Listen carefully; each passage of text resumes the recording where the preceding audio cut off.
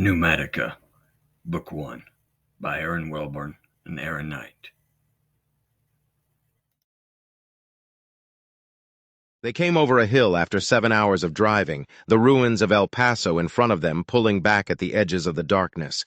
A puddle of orange sulfur lights, making them all too aware of being at the ends of the earth. The car was an old biofuel conversion model with a rust-dappled paint job, faded trim, old school, none of the common auto-drive trappings.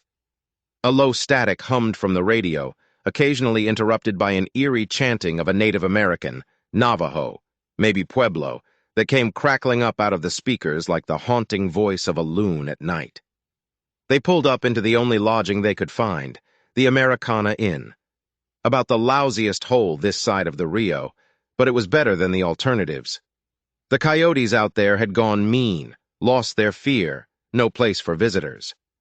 The motel was ancient, wood-paneled, chipped paint, cracked parking lot, mortise locks barely securing the 26 weathered green doors that lined both sides of the building.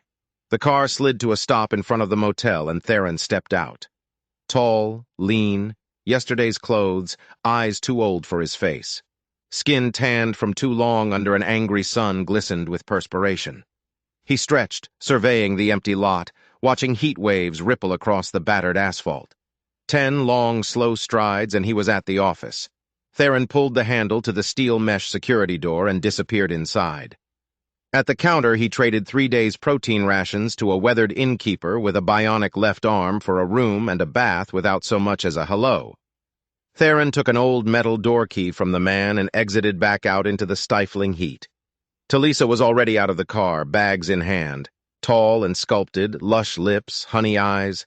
Natural genetics and infrequent meals had sharpened her features, and her skin was a perfect blend of her Kenyan father and Romanian mother. Her onyx hair reflected the jagged shards of deep purple and blood orange that streaked the vast Texas sky above. Telisa's stomach rumbled, and she was suddenly aware of how hungry she was. She hadn't eaten in 2 days, but it would have to wait until after a bath.